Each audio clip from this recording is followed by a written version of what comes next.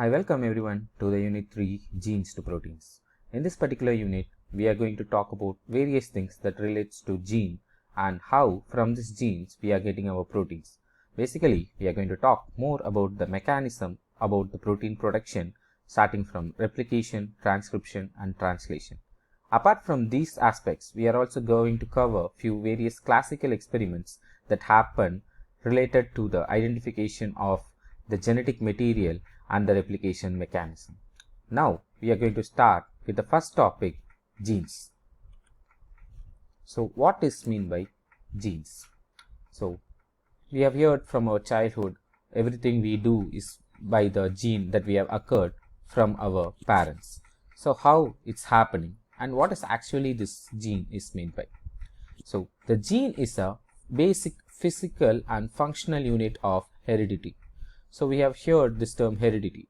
So like we have financial heredity, so our parents or ancestor transfer some amount, okay, or some cash to us or some form of things to us, okay. So from them we get it to the next generation. Similarly, all the DNA and the proteins and the character or traits are transferred from our ancestors or our parents to ourselves. That's what a heredity is. So it's going to be represented in both the physical and functional form. It consists of a specific sequence of nucleotides at a given position on a given chromosome that codes for a specific protein.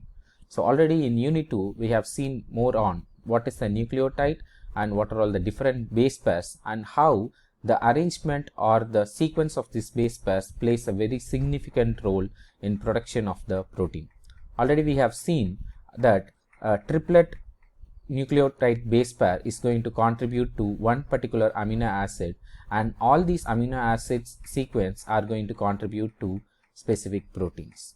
So basically the gene is going to consist of three types of nucleotide sequence. You can see the image that's present in the bottom. So this is a basic representation of a gene. So the diagram I have explained with the help of a mRNA strand, not an DNA strand. So mRNA is the one that you are going to get after the transcription process from your DNA. So you could see here there are three regions. Okay, the first region is called as coding region. So you could see here the pink color or the red color regions in this particular entire sequence, that's called as exons.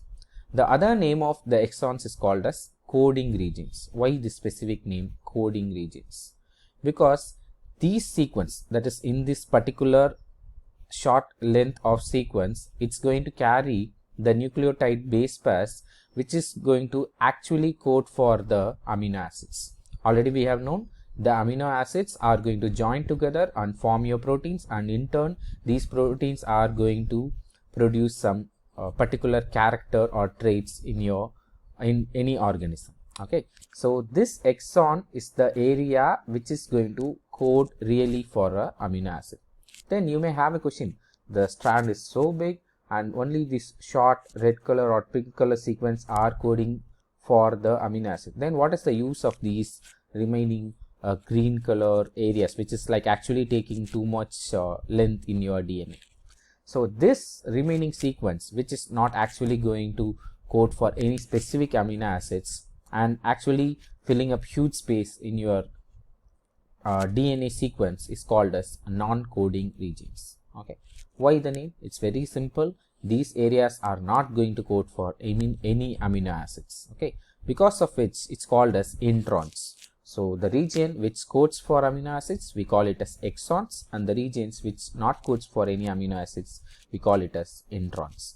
And that is another term. Recently we call it as junk DNA. Okay, so junk means it's like a waste one, but actually it's not a waste. Now lots of research are currently going on to find out why this particular regions, which we call it as a junk DNA or a non-coding regions, are available, because we know everything that's available in our body or created in our body will have some specific purpose.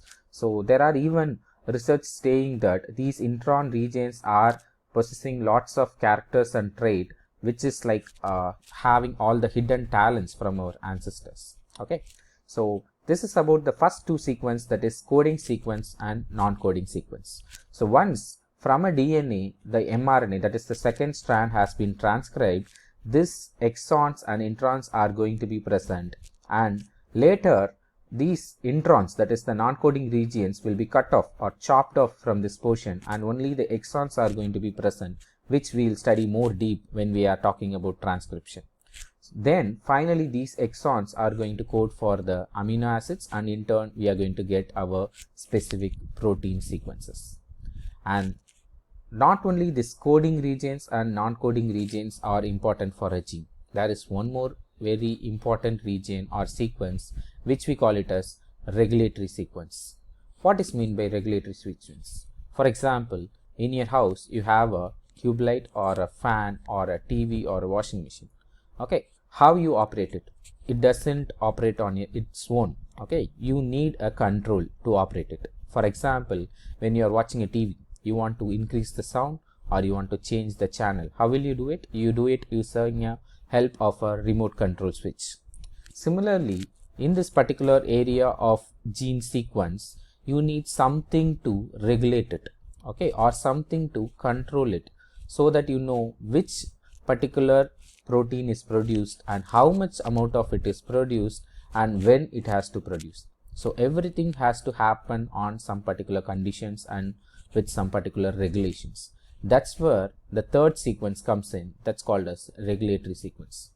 Basically these sequences will be usually present in the starting and at the end of the gene sequence. This plays a very major role in determining when and where the protein has to be made and how much it has to be made.